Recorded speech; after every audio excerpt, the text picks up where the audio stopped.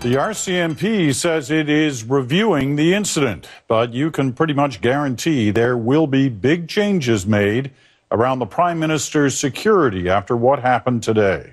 Two protesters managed to not only get inside Stephen Harper's event, but to get right up on stage, right beside him. So how did they manage to evade the Prime Minister's own bodyguards? Senior correspondent Terry Malefsky picks up the story. Terry. Well, Peter, hotel staff at big events will tell you that nobody pays much attention to them. Still, you'd think that the RCMP pays attention to who's getting close to the Prime Minister. You'd think. It was supposed to be a no-news event, a friendly crowd watching Stephen Harper bat away softball questions from a non-journalist, Ian Black of the BC Board of Trade. Totally safe, right? I'd like to... Wrong. Two protesters got right next to Harper. I'd like to take a minute and have some folks removed from the stage. The Mounties only stepped in after the two got on stage. Harper made light of it. It wouldn't be BC without it. There you are. A warm British Columbia welcome.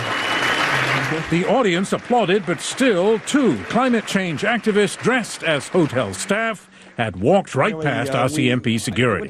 One of them, Sean Devlin from Guelph, Ontario, went down with a thud.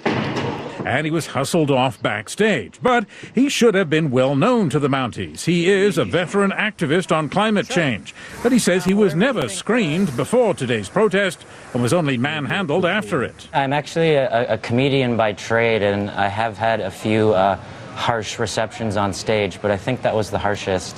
They threw me right off stage, down some stairs, and then threw me into the kitchen and held me on the ground, and I was arrested and released. There haven't been any charges.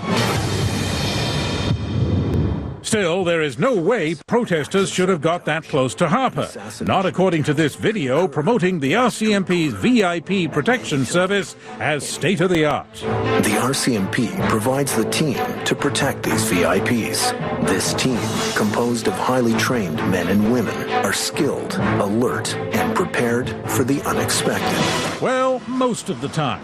In fact, on foreign trips like this one to India, the RCMP spent $1 million to fly armored limos from Canada. And they even had the Taj Mahal closed to tourists to make sure nobody got close to the Harpers.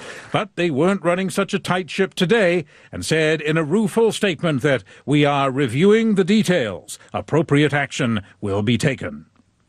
Otherwise, both the RCMP and the PMO say they cannot comment on security matters. But you can bet there's plenty of comment behind the scenes. After all, just putting on an apron is not supposed to be enough to get you past the Mounties, Peter. All right, Terry, thank you. Terry Malefsky in Ottawa tonight. Stephen Harper is actually the most protected Prime Minister Canada has ever had. In 2012, the cost of the Prime Minister's protection detail jumped to about $20 million, twice what it was in 2006 when Harper first became Prime Minister. The protection detail has new weapons, bigger vehicles, and more better-trained bodyguards.